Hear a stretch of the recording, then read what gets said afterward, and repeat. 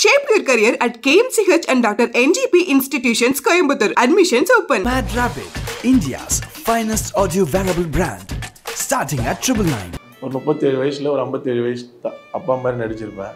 திடீர்னு அந்த 37 வயசு ஆள் வந்துடுவார்ல நடிக்கும் போது, தம்பி 37 வருதுடா அப்படின்னாரு. இப்போ பண்ணணும், நிறைய படங்கள் பண்ணிருக்கலாம்ல, நிறைய பேர்கிட்ட போய் வாய்ப்பு கேட்கணும், ஃபோட்டோஸ். நான் கொடுக்கவே மாட்டேன். எனக்காக நம்ம just don't peg for my chance. சீனில் வந்து கொஞ்சம் வில்லானிக்காக இருக்கும்ல, அப்படி இல்லாமல் இங்கே வந்து ஷூட்டிங் ஸ்பாட் வந்துட்டோன்ற ஃபீலே இருக்கு தேவையில்ல. உண்மையாலுமே ஒரு பொண்ணு மாதிரி ஒரு அப்பா எப்படி பார்த்துப்பாங்களோ அந்த மாதிரி பார்த்துப்பாங்க. ஸ்கூல்லாம் வந்து இப்பயும் டீச்சர்ஸ் நம்ம ரமேஷ் நீயாடா வில்லனாடா பேச தெரியுமா உனக்கு அப்படிலாம் கேட்குறாங்க. ஃபர்ஸ்ட் மேரேஜ் வந்து இட் டுக் 3 days. ரொம்ப ஹெக்டிக்காக பயங்கரமான பெரிய மாசாக வச்சு பண்ணாங்க. ஆனால் இந்த கல்யாணம் வந்து ஒரு திருட்டு கல்யாணம் மாதிரி நடந்ததா ஆரம்பிச்சுட்டு அது வயிறுக்கிட்டே மந்திரம்லாம் ரொம்ப அதிகமாக சொல்லாதீங்க, சீக்கிரம் முடிச்சு விடுங்க அப்படின்ற மாதிரி தான் இருக்கும். இந்த இடத்துல நான் நடிகனாக உட்காந்துருக்கிறதுக்கு I should thank my wife. இந்த இன்டர்வியூ மூலமாக ஒரு விஷயம் அவங்களுக்கு சொல்லணும் அப்படின்னா என்ன மெசேஜ் சொல்லுவீங்க? Love you so much and thank you.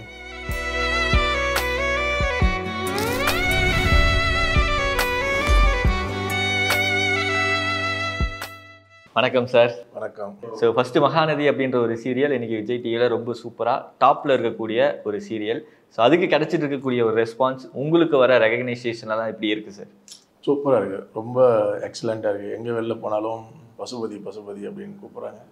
So என்னோடய பேர் என்னன்னு தெரியாது, தே கால் மீ அஸ் பசுபதி, அந்த கேரக்டர் நேம்லேயே கூப்பிட்றாங்கன்றது ரொம்ப பெரிய விஷயம் இல்லை.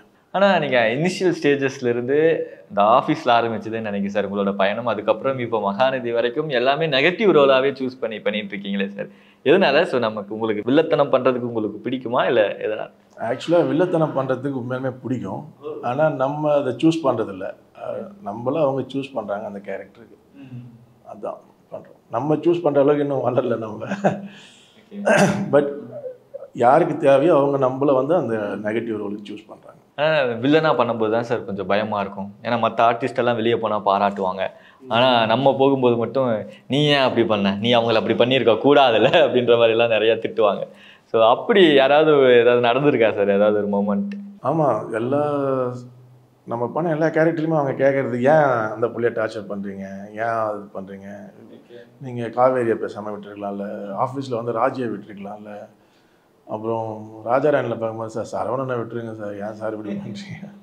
ஸோ எல்லாருக்குமே அந்த டார்ச்சர் கொஞ்சம் தொல்லையாக தான் இருக்குன்னு நினைக்கிறேன். உங்களுக்கு அது பர்சனலாக பப்ளிக் பிளேசஸ்லாம் வந்து இப்படியெல்லாம் பேசும்போது லைக் நீங்கள் ஹாப்பியாக ஃபீல் பண்ணுவீங்களா இல்லை எப்படி ஃபீல் பண்ணுவீங்க? கண்டிப்பாக ஆஸ் ஆர்டிஸ்ட்டாக அது வந்து அவ்வளோ ரெகக்னைஸ் பண்ணி அவங்க மனசில் போயிட்டு அது ஒரு ஹேட்டடாக உட்காருதுன்னா அதை தான் நம்ம பண்ணிகிட்ருக்கோம்ல. ஸோ அது ரொம்ப சந்தோஷமாக இருக்கும்.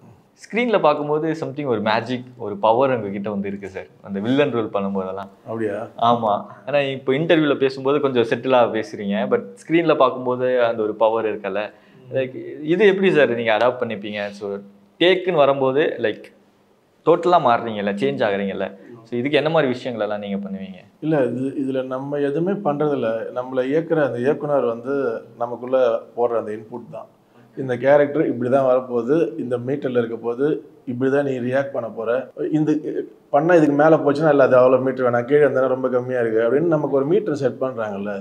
ஸோ பியூர்லி இப்போ நான் என்ன ஃபீல் பண்ணுறேன்னா, ஆஃபீஸ்லேருந்து இப்போது மகாநதி சீரியலில் பசுபதி கேரக்டர் வரைக்கும் எனக்கு கிடைச்ச அப்ரிசியேஷனுக்கான காரணம் வந்து பியூராக டைரக்டர்ஸ் மைண்டு தான், அவங்களோட விஷயந்தான். நான் ஏதாவது அப்ரிசியேஷன் வாங்கியிருக்கேன் அப்படின்னா அவங்க சொன்னதை ஒரு 50% செஞ்சுருப்பேன். எங்கேயாவது ஒரு இடத்துல நான் சொதப்பியிருக்கேன் அப்படின்னா அவங்க சொன்னதை நான் செய்யலைன்னு அர்த்தம். ஸோ நான் இப்போ கூட நான் மகாநதியோட கேப்டன் ஆஃப் ஷிப் பிரவீன் சார்ட்ட அடிக்கடி சொல்லுவேன், சார் எனக்கு நிறையா அப்ரிசியேஷன் வருது, நிறையா கங்க்ராச்சுலேஷன்ஸ் வருது, பாராட்டுகள் வாழ்த்துக்கள் வருது, இது எல்லா கிரெடிட்டும் it's purely goes to you sir, உங்களை தான். ஏன்னா நீங்கள் தான் அந்த கேரக்டரை சும்மா பேப்பரில் ஒரு டைலாக்ஸாக வரும், அது இப்படி தான் பண்ணணும் அப்படின்றது வரைக்கும் அவங்களோட மைண்டு தான். அதை நம்ம வாங்கி அதை வாங்கி திருப்பி கொடுத்துட்டா போதும். ஸோ நான் நினைக்கிறேன் 50% திருப்பி கொடுத்துருக்கேன்னு நினைக்கிறேன், அவர் தான் சொல்லணும். ஆனால் நீங்கள் கொஞ்சம் எக்ஸ்ட்ரா எஃபர்ட்ஸ் போடுவீங்களா? டேரக்டர் சார் சொல்கிறத தாண்டி உங்களோட இன்புட்ஸ்ன்னு ஒன்று இருக்கும், உங்களோட வே ஆஃப் ஸ்டைலுன்னு சொல்லி இருக்கும், அதெல்லாம் நீங்கள் எந்த மாதிரி இன்புட்ஸில் ஆட் பண்ணிப்பீங்க? ஆக்சுவலாக சினிமாவில் பண்ண முடியும்னு நினைக்கிறேன். சீரியல்ஸில் வந்து அதுக்கான டைமிங் ரொம்ப கம்மி. ஏன்னா பர் டே வந்து நீங்கள் 4 to 5, 6, 7 சீன்ஸ்லாம் சம்டைம்ஸ் போடணும். ஸோ நீங்கள் அங்கே டைம் இருக்காது. நீங்கள் வாங்கி ஒரு இம்ப்ரவைஸ் பண்ணுறதுக்குலாம் இருக்குமான்னு கேட்டால் ரொம்ப ரேராக கிடைக்கும். ஸோ அந்த ஸ்பான்டேனியஸாக உங்களால் பண்ண முடியும் அப்படின்னா யூ கேன் டூ. எனக்கு தெரிஞ்சு பிரவீன் சாரோட டைரக்ஷனில் நீங்கள் அவர் சொல்கிறத செஞ்சாலே இட்ஸ் எனஃப், போதும். அதை நம்ம பண்ணுறோம், அவ்வளோதான். ஸோ மகாநதி அப்படின்ற ஒரு சீரியல் இப்போது உங்களோட லைஃப்பில் எவ்வளோ இம்பார்ட்டண்ட்டாக பார்க்குறீங்க, எந்த அளவுக்கு சேஞ்ச் பண்ணியிருக்கு? நிறையா சேஞ்ச் பண்ணியிருக்கு. இந்த வே ஆஃப் ஒரு சீனை எப்படி அப்ரோச் பண்ணணும் அப்படின்றத வந்து கொஞ்சம் லேர்ன் பண்ணியிருக்கோம். ஸோ டைமிங்ஸ் நிறையா பார்த்துருக்கோம். நிறையா ஒரு ஆர்டிஸ்ட்டாக ஒரு நெக்ஸ்ட் லெவல் வளர்ந்துருக்கோம் அப்படின்னு ஃபீல் ஆகுது. மக்களுக்கும் எங்கே போனாலும் அந்த ரிசீவிங் நல்லா இருக்குது. நம்மளை ரிசீவ் பண்ணுற விதம், இல்லைனா அவங்க வந்து நம்மளை அப்ரோச் பண்ணுற விதம். ஸோ ஐ ஃபீல் லைக் நம்ம நெக்ஸ்ட் ஸ்டெப் போயிட்டோம் அப்படின்னு ஒரு ஃபீலாக இருக்குது. ஆனால் மகாநதி அப்படின்ற ஒரு சீரியலில் லைக் நீங்களும் உங்கள் பொண்ணும் சேர்ந்து பண்ணுற அந்த வில்லத்தனம் தான் இப்போ எல்லாரையுமே வந்து ரொம்ப ரசிக்க வைக்கிறது இல்லையா? லைக் அந்த காம்போ எப்படி சார் இருக்கும் ஆன் ஸ்க்ரீன்லேயும் ஆஃப் ஸ்க்ரீன்லேயும்? ஸோ எப்படியெல்லாம் இருக்கும்? ரியல் டாடி அண்ட் டேட்டர் அது அந்த காம்போ தான். ஓகே. சீனில் வந்து கொஞ்சம் வில்லானிக்காக இருக்கும்ல, அப்படி இல்லாமல் இங்கே வந்து நம்ம ரொம்ப ஜாலியான டைப்ஸ். நாங்கள் வந்து எப்பயுமே அந்த செட்டை கொஞ்சம் வைப்பாக ஜாலியாக வச்சுக்கிற டைப் நாங்கள் 2 பேரும். வெளியிலையும் டாடி டாட்டர்ஸ் தான். இன்னும் இப்போ கூட டாடி கிளம்பி வரும்போது கூட எங்கே எஸ்எஸ் மியூசிக்கா போகிறீங்க, இப்படி பண்ணுங்க அது பண்ணுங்க ஷர்ட் போடுங்க அப்படின்னு சொல்லிட்டு டக்குன்னு வீட்டிலேருந்து கொஞ்சம் சப்பாத்தியும் பன்னீர் மசாலா, பன்னீர் பட்டர் மசாலான்னு நினைக்கிறேன், அம்மா செஞ்சுருந்தாங்க, கொண்டு வந்து சாப்பிட்டு போங்க அப்படின்னு கொடுத்தாங்க. அவ்வளோ கேரிங் ஷீஸ் பொண்ணா. உண்மையிலுமே ஒரு டாக்டராக நம்ம வந்து ஷூட்டிங் ஸ்பாட் வந்துட்டோன்ற ஃபீலே இருக்க தேவையில்ல. உண்மையாலுமே ஒரு ஒரு பொண்ணு மாதிரி ஒரு அப்பா எப்படி பார்த்துப்பாங்களோ அந்த மாதிரி பார்த்துப்பாங்க. Same as Kaveri. Okay. Kaveri வெளியில் இங்கே உள்ள வந்து நெகட்டிவ் ஆப்போசிட் இல்லை, ஆனால் இங்கே she's my first daughter. Okay. ஆமாம், அவ்வளோ கேரிங். யாரும் நம்மளை பேசிடக்கூடாது, திட்டிடக்கூடாது. ரொம்ப ஒரு மாதிரி ரொம்ப ப்ரொடெக்டிவான ஒரு டாக்டர்.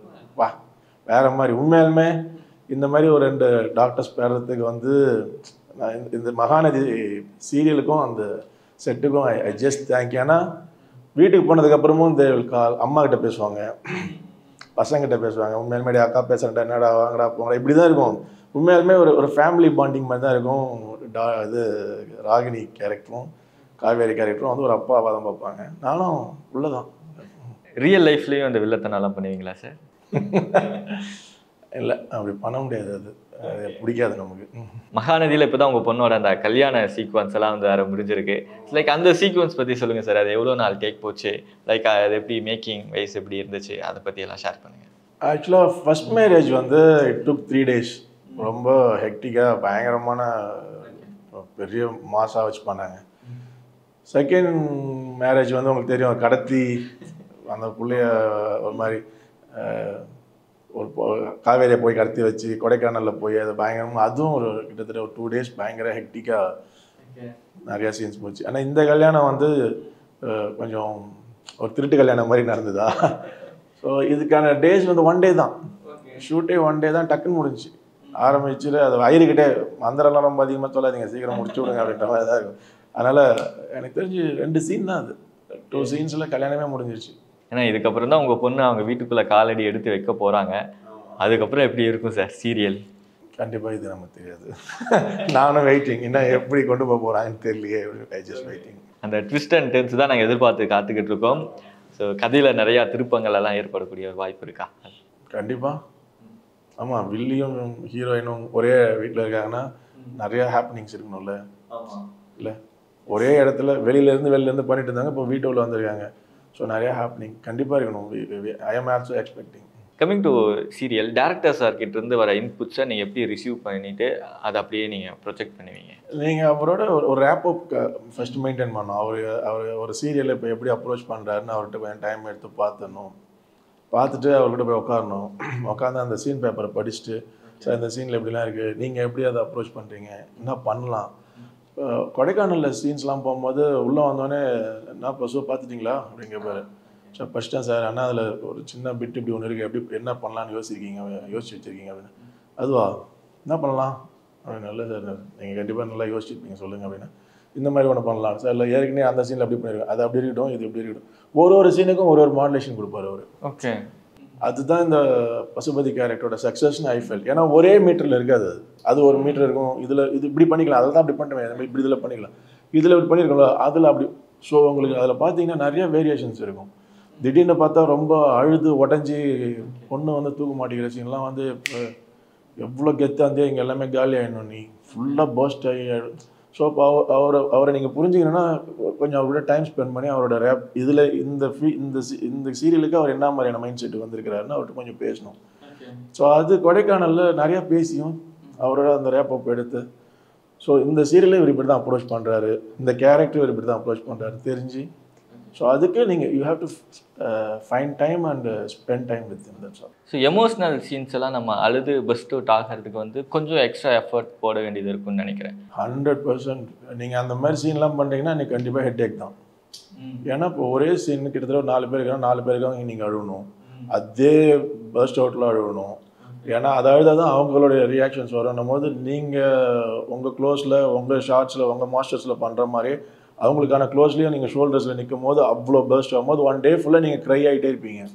ஸோ உங்களுக்கு ஃபஸ்ட் டைம் வந்து எமோஷனில் தானாக தண்ணி வரும். அதுக்கப்புறம் என்ன ஆகும், நீங்கள் எத்தனை முறை அழ முடியும்? ஒரு நாள் ஃபுல்லாக நீங்கள் தண்ணியை கொண்டே வரும், அந்த எமோஷன்லேருந்து வெளில வந்துடும் ஒரு பேர். அதுக்கப்புறம் அது ஆனால் ஷவுட் பண்ணணும், க்ரை அழுவணும் அப்படின்னா அப்புறம் கிளிசரின் போட்டு அது அன்றைக்கி அந்த எமோஷன் சீன்ஸ் ஒரு நாள் நீங்கள் பண்ணிங்கன்னா கண்டிப்பாக ஒரு 2 நாள் ரெஸ்ட் வேணும். அப்படி தான் இருக்கும். பயங்கர ஹெக்டிக்காக இருக்கும், ஹெட் ஏக் இருக்கும், பயங்கரமாக இருக்கும். அது ரொம்ப கஷ்டம்தான், ரொம்ப எஃபோர்ட் போடணும், ரொம்ப. ஆனால் ஒரு எமோஷ்னல் சீன் வந்து நம்ம நடிக்க போகிறோம் அப்படிங்கிறதுனால லைக் அந்த டேலேயே வந்து நம்மளோட மைண்ட் செட்டை அதுக்கு தயார்படுத்திக்கிட்டே இருக்கணும்ல சார். அது வந்து நீங்கள் எப்படியெல்லாம் தயார்படுத்திப்பீங்க?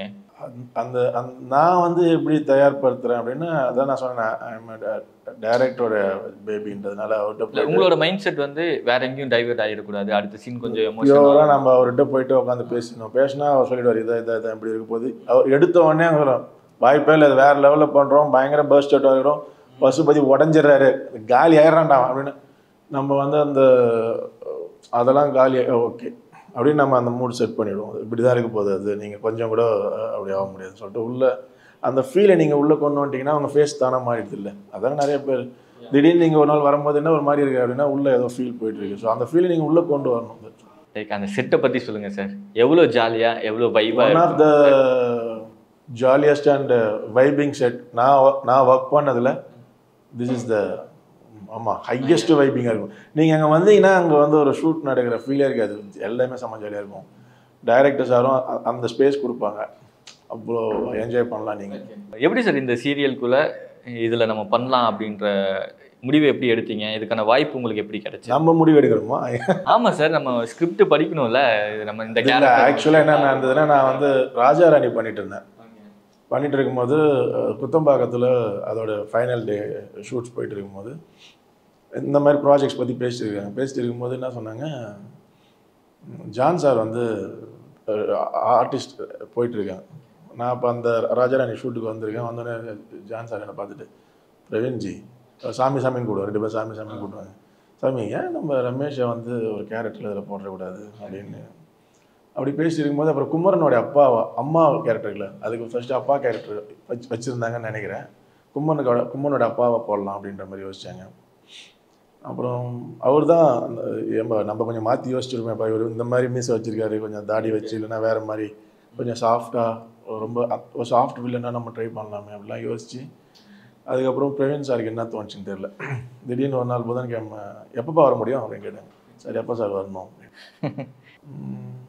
நாளைக்கு வந்துடுறியா அப்படின்னு நாங்கள் டக்கு இல்லை இன்றைக்கே வந்துடுறேன். சரி அப்புறம் அங்கேருந்து கிளம்பி இங்கே வந்தோடனே ஒரு டெஸ்ட் ஷூட் ஒன்று போச்சு. போயிட்டு அப்புறம் திடீர்னு டெஸ்ட் ஷூட்லாம் முடிஞ்சு ஒரு 2-3 டேஸ் ஃபோன் அடிச்சு கிளம்பி கொடைக்கானல் வந்துடுங்க அப்படின்னு. நம்ம என்ன பண்ண போகிறோம், என்ன சீரியல், எதுக்காக கூப்பிட்றாங்க எதுவுமே தெரியாது. ஏன் சார் கிளம்பி தம்பி நாளைக்கு கிளம்பா வந்துடுவோம்மா அப்படின்னு. சார் நாளைக்கு பையனுக்கு வந்து அட்மிஷன் இருக்குது அப்படின்னு. அப்படியா, செவ்வாய்க்கிழமை அட்மிஷன் இருக்குது சார், ஞாயிற்றுக்கிழமை சொல்கிறேன் கிளம்பி வந்துடுங்க சார். கிளம்பி போய்ட்டு திங்கக்கிழமை ஷூட் முடிச்சு செவ்வாய்க்கிழமை வந்து தம்பிக்கு அட்மிஷன் போட்டு மறுபடியும் புதன்கிழமை ஷூட் பண்ணணும். ஸோ அப்போ தான் தெரியும் நம்ம மகாநதினு ஒரு சீரியலில் பண்ணுறோம், அதுவும் பசுபதினு ஒரு கேரக்டர் பண்ணுறோம். அந்த பசுபதி கேரக்டர் நெகட்டிவ்லி இல்லை எனக்கு தெரியாது. அதுக்கப்புறம் இட் டேக் ஆஃப். ஸோ இந்த இடத்துல வந்து ஜான் சாருக்கு வந்து ஐ ஜஸ்ட் தேங்க் இந்த கேரக்டர் கொடுத்ததுக்கு இஸ் த ஒன் நான் வந்து தேங்க் பண்ண வேண்டியது.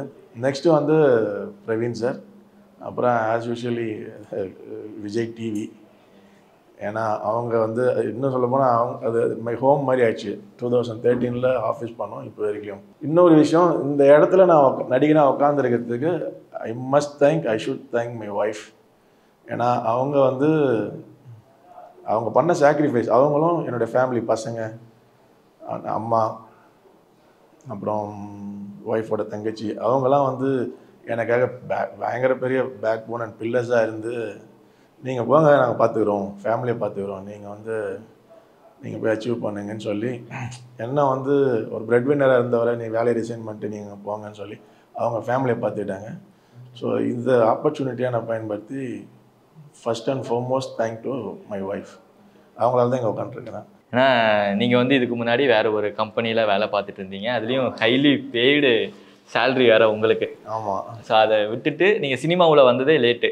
வயசு சொல்லாமா சார்? 37. 37 வயசில் தான் நீங்கள் சினிமா உள்ளேயே என்ட்ரி ஆகுறீங்க. ஹைலி பெய்டு சேல்ரி, அந்த கம்பெனியிலேருந்து குவிட் பண்ணிட்டு வரீங்க. அந்த ஒரு டைம் எப்படி சார் இருந்துச்சு? இல்லை, இங்கே வந்து நீங்கள் ஒரு லைஃப்பில் நீங்கள் பார்த்தீங்கன்னா ஏதாவது ஒரு அச்சீவ் பண்ணுறீங்கன்னா யாருக்கு அச்சீவ் பண்ணுவீங்க?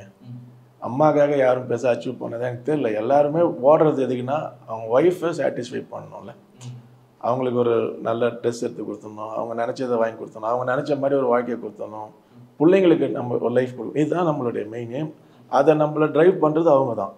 நம்ம நினச்சிட்டு இல்லை நாமளே ஓடிட்டுருக்கோம். எனக்கு தெரிஞ்சு 99% ஒய்ஃப் சொல்லி தான் நம்ம நிறைய விஷயங்களை செஞ்சிட்ருக்கோம். அப்படி தான் எங்கள் அப்பாவும் செஞ்சிட்ருக்காரு, நானும் செஞ்சிட்ருக்கேன். ஸோ எண்ட் ஆஃப் த டே எல்லா வேலையும் முடிச்சுட்டு நீங்கள் யார்கிட்ட போய் உங்கள் கதையெல்லாம் சொல்லுவீங்கன்னா உங்கள் பிள்ளைங்கிட்ட சொல்ல மாட்டீங்க. அவங்ககிட்ட தான் உட்காந்து ஒரு டின்னர் டைமோ சாப்பிடும் போது இது நடந்ததுப்பா, இப்படி போச்சுப்பா, அப்படி வந்துச்சுப்பா அப்படின்னு நம்ம சொல்லுவோம்ல. ஸோ அவங்க தான் அந்த ட்ரிவன் ஃபோர்ஸே அவங்க தான் இல்லை. ஆனால் அவங்க தான் இனிஷியல் ஸ்டேஜில் நீங்கள் வந்து நடிக்க போங்க அப்படின்னு சொல்லி உங்களை ஃபோர்ஸ் பண்ணியிருக்காங்க. ஸோ இது நீங்கள் ஷேர் பண்ணியிருக்கீங்களா, எனக்கு நடிக்கணும்னு சொல்லி ஒரு இன்ட்ரெஸ்ட் இருக்குது அப்படிங்கிறதுனால? இல்லை, ஆக்சுவலாக எனக்கு சின்ன வயசுலேருந்து ரகுவரன் சார் பார்த்துட்டு அவரை மாதிரி இமிட்டேட்லாம் பண்ணிட்டு போனால் வராது. Okay okay okay. பட் அவரை மாதிரி ஒரு வில்லனாக பண்ணணும். ஏன்னா ரொம்ப சாஃப்டாக பயங்கரமாக வில்லத்தனம் இருக்கும் அவர்கிட்ட. ரொம்ப சாஃப்டாக நடிச்சிருக்கவே மாட்டார். பட் ஆனால் அவ்வளோ என்னோட அப்படி பண்ணியிருக்காரு அப்படின்ற மாதிரி இருக்கு. அது எனக்குள்ளே இருந்தது. திடீர்னு ஒரு நாள் நீங்கள் கொஞ்சம் நடிக்கலாமே, ஏன் பண்ணக்கூடாது மாமா அப்படின்னு சொல்லி, இல்லைப்பா அப்படின்னு. இல்லை நான் ரொம்ப ஷை டைப். ஸ்கூல்லாம் வந்து இப்பயும் டீச்சர்ஸ்லாம் போய் ரமேஷ் நீயாடா வில்லனாடா பேச தெரியுமா உனக்கு அப்படிலாம் கேட்குறாங்க. அந்த அளவுக்கு நான் ரொம்ப சாஃப்ட் ஸ்போக்கன். இங்கே வந்து இப்போது அப்படி பண்ணிகிட்ருக்கோம். அது ரீசன் வந்து அவங்க தான். ஸோ எண்ட் ஆஃப் த டே அவங்களுக்கு என்ன ஆசையோ அதுதானே முடியும். நம்ம போய் சம்பாதிச்சு தந்து கொடுக்குறத விட நீங்கள் நடிகன் ஆகணும், அதை நான் பார்க்கணும் ஸ்க்ரீனில் அப்படின்றது அவங்க ஆசையாக இருந்தது. ஸோ அவங்க ஆசைக்காக தான் நம்ம ஓடுறோம். அவங்க ஆசை எதுவாக இருக்கும்போது நம்ம அதை பண்ணுறோம். செம ரிஸ்க் எடுத்திருக்கீங்க. நான் கல்யாணம் ஆகி குழந்தை பிறந்ததுக்கப்புறம் தான் இந்த இண்டஸ்ட்ரியிலேயே வந்திருக்கீங்க. ஸோ அவ்வளோ சேலரி வாங்கிட்டு இருந்த நீங்கள் அந்த ஜாப் குவிட் பண்ணிவிட்டு இந்த இண்டஸ்ட்ரிக்குள்ளே வரீங்க. ஸோ இதில் வேலை வந்து நமக்கு நிரந்தரமாக இருக்குமா இருக்காதா, அடுத்தடுத்த வாய்ப்புகள் கிடைக்குமா கிடைக்காதா அப்படின்னு சொல்லி இனிஷியல் ஸ்டேஜில் ஒரு டவுட் இருந்திருக்கும். அந்த வேலையை பார்த்துட்டு இருந்திருந்தாவது மந்த்லி சம்பளம் வந்து எப்படியாவது ஒன்று நமக்கு கிடச்சிரும். எவ்வளோ ரிஸ்க் இருந்துச்சு, எவ்வளோ சேலஞ்ச் இருந்துச்சு? ஆக்சுவலாக ரிஸ்க்கு எனக்கு எதுவும் இல்லை. She took risk. சொன்ன மாதிரி அவங்க தான் எல்லா ரிஸ்க்கும் எடுத்துக்கிட்டாங்க. எடுத்துகிட்டு ஒரு 5 years வந்து உங்களை நான் ஃப்ரீயாக விட்டுறேன், நீங்கள் சென்னைக்கு போங்க, உங்களுக்கு பேமெண்ட் என்ன வேணுமோ நான் கொடுக்குறேன், பட் நீங்கள் வந்து எனக்கு நாங்கள் ஒரு சில்வர் ஸ்க்ரீனில் ஒரு பெரிய நடிகனாக பார்க்கணும் அப்படின்றது அவங்களோட டிசைராக இருந்தது. ஸோ அதுக்காக தான் ஓடிட்டு இருந்தேன். அது ஃபுல். ஆனால் என்னை ரொம்ப ஃப்ரீயாக என்னை எதுவுமே கேட்கல. எல்லா ரிஸ்க்கும் அவங்க பார்த்துக்கிட்டாங்க. மொத்த ஃபேமிலியிலேருந்து எல்லாத்தையும். Financial wise? ஆமாம். ஆக்சுவலாக அவங்க ஒரு PhD முடிச்சிருந்தாங்க இங்கிலீஷில். ஸோ அவங்க இங்கிலீஷ் டீச்சராக அந்த மாதிரி போய் எனக்கு ஃபுட்டெலாம் கொடுத்து எவ்வளோ ஆள் எப்படி இருக்கும் பாருங்களேன், இன்னும் பயங்கரமாக இருந்தேன். ஸோ எனக்கான ஃபுட் ஸ்டைலே பயங்கரமாக இருக்கும். அவங்க ஒரு மாதிரி நிறைய நான்வெஜ்ஜு, ரொம்ப ஒரு மாதிரி ஒரு பாஷான ஃபுட் இருக்கும். அது எல்லாத்துக்கும் அவங்க போய் சம்பாரித்து அவங்க தான் கொண்டு வந்து வேறு லெவல். ஆனால் ஓகே, எவ்வளோ லக்கி சார் நீங்கள், அந்த மாதிரி ஒரு வைஃப் உங்களுக்கு கிடைச்சது. இப்போ இதை நான் பேசிட்டு இருக்கும் போது நிறைய பேர் கேட்குறாங்க, நமக்கு இந்த மாதிரி ஒரு ஒய்ஃப் தான் நல்லா இருக்கும் அப்படின்னு ஃபீல் பண்ணுறாங்களா? அந்த அளவுக்கு லக்கி. அது மாதிரி ஃபீல் பண்ணுறது பெரிய விஷயம் இல்லை, அதை ஃபீல் பண்ணுவாங்க கண்டிப்பாக நினைக்கிறேன். ஸோ அந்த அளவுக்கு ஐ எம் லக்கி. இல்லைனா இவ்வளோ சந்தோஷமாக நான் இருக்கவே முடியாது. இல்லை, ஒய்ஃப் வேலைக்கு போகிறாங்க, நீங்கள் சினிமாவில் நடிக்க போகிறீங்க, சில டைம் ஷூட்டிங் இல்லாத டைமில், இல்லை சில டைம் நமக்கு எந்த வாய்ப்புமே இல்லை அப்படின்னா நம்ம சும்மா இருக்கணும். அந்த மாதிரி டைம்லலாம் நம்ம ரிலேட்டிவ்ஸ் எல்லாம் ஒரு நெகட்டிவாக பேசுவாங்க. அந்த மாதிரி விஷயம்லாம் நடந்திருக்கா? அவங்க அந்த மாதிரி பேச விட்டதே இல்லை. ஓகே. அவங்க பெரிய ப்ரொடெக்ஷன் எனக்கு. அதெல்லாம் தாண்டி நம்மகிட்ட வரவே வராது. இந்த இன்டர்வியூ மூலமாக ஒரு விஷயம் அவங்களுக்கு சொல்லணும் அப்படின்னா என்ன மெசேஜ் சொல்லுவீங்க? Love you so much and thank you. Thank you thank you thank you from bottom of my ஹார்ட்லேருந்து இதயத்துலேருந்து ஒரு பெரிய நன்றியும் காதலையும் தெரிவிச்சுக்கிறேன். சார் ஃபஸ்ட்டு நீங்கள் ஆஃபீஸ் அப்படின்ற ஒரு சீரியலில் செலக்ட் ஆகிட்டீங்க. ஆனதுக்கப்புறம் அதை அவங்க டிவியில் பார்த்துருப்பாங்க, நம்ம நினச்ச மாதிரியே நம்ம ஹஸ்பண்ட் வந்து ஒரு ஆக்டர் ஆகிட்டாரு அப்படின்னு. ஆமாம், அந்த மொமெண்ட் அவங்க ரொம்ப எமோஷ்னலாக ஃபீல் பண்ணியிருப்பாங்க இல்லையா? 100% எனக்கு தெரிஞ்சு அவங்க எல்லா ஃப்ரெண்ட்ஸுக்கும் கால் பண்ணி, அவங்க ரிலேட்டிவ்ஸ்லாம் கால் பண்ணி, இதுமாரி மாமா நடிச்சிருக்காரு, இன்றைக்கி சீரியலில் வராரு, எல்லோரும் பார்க்கணும் அப்படின்னு சொன்னது மட்டும் இல்லாமல் ஃபோன் பண்ணி கேட்பேன் என்ன பண்ணாருன்னு. அதனால் பார்க்காம இருந்துடக்கூடாது அப்படின்னு சொல்லி அவங்களுக்கு ஒரு கண்டிஷனை போட்டு எல்லாரையும் பார்க்க வச்சுருக்காங்க. பயங்கர ஒரு சப்போர்ட்டிவாக இருந்திருக்காங்க. ஐயோ, ஆனால் அந்த ஆஃபீஸ் அப்படின்ற ஒரு சீரியல் உள்ளே நம்ம போகிற வரைக்குமே கொஞ்சம் ஸ்ட்ரகிள்ஸ் இருந்துச்சா? பாண்டிச்சேரியில் வந்து பாரின்னு ஒரு படம் ஷூட் போச்சு. அது வந்து நம்ம மணிரத்னம் சாரோட அசிஸ்டன்ட் ஒருத்தவங்க பண்ணாங்க. அதில் திடீர்னு ஜூனியர் ஆர்டிஸ்ட் மாதிரி நம்ம அப்போ படிச்சுட்டு வேலை செஞ்சுட்டு இருந்தோம். அப்போ திடீர்னு ஒரு ஜூனியர் ஆர்டிஸ்ட் மாதிரி கூப்பிட்டாங்கன்னு சொல்லிட்டு ஒரு வேட்டி சட்டெல்லாம் கட்டிட்டு போய் ஒரு வில்லனுக்கு வந்து நெக்ஸ்ட் ரைட் மாதிரி இருந்தது. அது அந்த படம் இப்போ ரிலீஸ் ஆச்சு தெரியல, ஐம் நாட் ஷுவர். அந்த படத்துக்கு ஃபோட்டோகிராஃபர் பண்ணவர் மிஸ்டர் விமல்னு சொல்லி. அப்போது ஏதோ அந்த அசோசியேஷனில் கூட யுவசம் ஏதோ போஸ்டிங்கில் இருந்தாங்க. திடீர்னு அவருக்கு எனக்கும் நல்ல அண்டர்ஸ்டாண்டிங் வந்ததுனால அவர் பிக்ஸ்லாம் எடுத்துகிட்டு வந்து திடீர்னு வெரைட்டின் புக்கில் கொடுத்துட்டாரு. அதை பார்த்துட்டு பிரம்மா சார் வந்து இவர் தான் அந்த ராஜிக்கு அப்பாவாக பண்ணணும் அப்படின்னு சொல்லி அந்த ஆஃபீஸ் சீரியலோட டைரக்டர் வந்து பிரம்மா சார் தான். அவர் பண்ணிட்டார், கூப்பிட்டாங்க. அப்போ நான் வந்து வேறு ஒரு படத்துக்கு வந்து இந்த எல்டிடி பேஸ்ட் ஃபில்முக்கு வந்து நடிச்சிட்டு இருந்தேன். அப்போ மீசையிலலாம் இல்லாமல் நடித்தேன். திடீர்னு வந்து பார்க்கும்போது நான் மீசையோட கொடுத்துருந்தேன். எனக்கு அந்த மீசை வேணும்டா அப்படின்னா மீசையே இல்லாமல் நிற்கிறேன். திடீர்னு ஷூட் வந்து ஒரு 1 வீக்கில் இருக்குது, போய் வளர்த்துருப்போம் அப்படின்னு. சார் நான் பண்ணுற ஐடியாவிலே இல்லை சார், சீரியல் பண்ண மாட்டேன், படம் தான் பண்ண போகிறேன். பண்ணுறப்போ அப்படின்ட்டாரு. என்னடா இப்படி சொல்கிறாரு அப்படின்னு சொல்லிட்டு நான் போயிட்டேன். போனோடனே மறுபடியும் வீட்டுக்கு போனால் ஃபுல்லாக ஷேவ் பண்ணல. அந்த சீரியல் படமும் முடிஞ்சிச்சு. திடீர்னு ஃபோன் அடிச்சு இந்த வாரம் போக போகிறதில்ல, இன்னொரு 10 நாள் ஆகும், முடி வளர்த்துறேன் அப்படின்னு. சார் நான் பண்ணுற ஐடியாவிலே இல்லை சார் அப்படின்னு சொல்கிறேன். வளர்த்துரு அப்படின்ட்டு மறுபடியும் 10 நாள் கழிச்சு கிளம்பி வா அப்படின்னு. அப்போ கொஞ்சம் வளர்ந்துருந்தது. போனவொடனே மீசியை இது மட்டும் எடுத்துரு சார், திருநெல்வேலி கார மாதிரி இருக்கணும் அப்படின்னு. சார் நான் வேணா இந்த மாதிரி ஒரு மீசை வச்சு காமிக்கிட்டுமா, நடிக்க மாட்டேன்னு சொல்கிறேன், ஆனால் இந்த மாதிரி மீசை வச்சு காமிக்கிட்டுமா, என்ன காமி அப்படின்னா. அப்போ வந்து மகாலிங்கபுரத்தில் ஆஃபீஸ் வீனஸ் இன்ஃபோர்டைன்மெண்ட் இது. அங்கேருந்து வந்து கோடம்பாக்கம் பிரிட்ஜு கீழே ஒரு சலூனில் வந்து மீசை வச்சுட்டு வந்து அப்படியே திருநெல்வேலிக்கார மாதிரி இருக்கு. அப்போ நடிக்கிற ஐடியா இல்லை சார் எனக்கு ஓ அப்படின்ட்டு. இன்னைக்கு வந்து நான் வந்து சில விஷயங்கள் டைரக்டர் சொல்கிறது புரிஞ்சுக்கிறேன் அப்படின்னா அதுக்கு முக்கியமான காரணம் பிரம்மா சார். ஒரு 37 வயசில் ஒரு 57 வயசு தான் அப்பா மாதிரி நடிச்சிருப்பேன். திடீர்னு அந்த 37 வயசு ஆள் வந்துடுவார்ல நடிக்கும் போது, தம்பி 37 வருதுடா அப்படின்னாரு. அப்புறம் எப்படி பார்க்கணும், எப்படி பார்க்கக்கூடாது, எப்படி நடக்கணும், எப்படி நடக்கக்கூடாது, அதெல்லாம் ஒரு ஏபிசிடி. ஆனால் கொஞ்சம் சீக்கிரமாகவே இந்த இண்டஸ்ட்ரியில் நம்மளோட பயணத்தை ஆரம்பிச்சிருக்கலாம் அப்படின்னு சொல்லி பாதி யோசிச்சிருக்கீங்களா? இல்லை, அவங்க ரொம்ப லேட்டாக தானே சொன்னாங்க.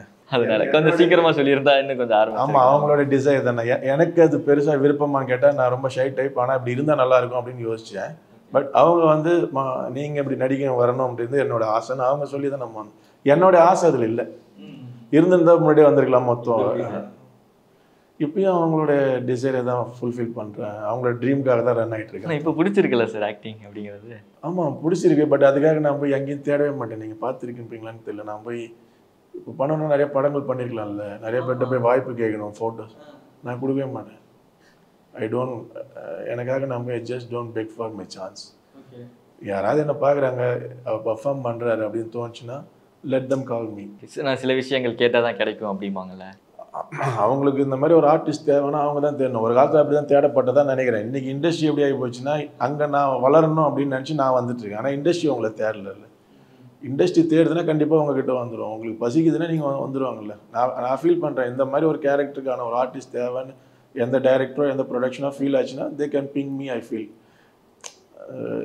நானாக வளரணும், நானாக போகணும், நான் வந்து இங்கே ஃபேம் அடையணும், நான் ஒரு பெரிய நடிகனா என்னை காமிச்சிக்கணும்னா நான் போய் தேடணும். ஸோ அது நான் தான் சொல்கிறேன், அது என்னுடைய ட்ரீம்லே இல்லை. It's dream of my wife அப்படின்றதுனால so chance comes I explore it to the core. அவ்வளோதான். ஸோ ஆஃபீஸில் ஆரம்பிச்சது, ஆஃபீஸ், பிள்ளை நிலா, ஆயுத எழுத்து, ராஜா ராணி, இப்போ மகாநதி வரைக்கும் வில்லனாகவே பண்ணிகிட்ருக்கீங்களா சார்? கொஞ்சம் மாற்றி வேறு மாதிரி ஒரு கேரக்டர் ரோல் எல்லாம் பண்ணணும்னு ஒரு ஆசை இருக்கா உங்களுக்கு? எனக்கு நான் தான் சொல்கிறேன், நான் வந்து ஒரு ஆர்டிஸ்டாக I am ready to do any thing.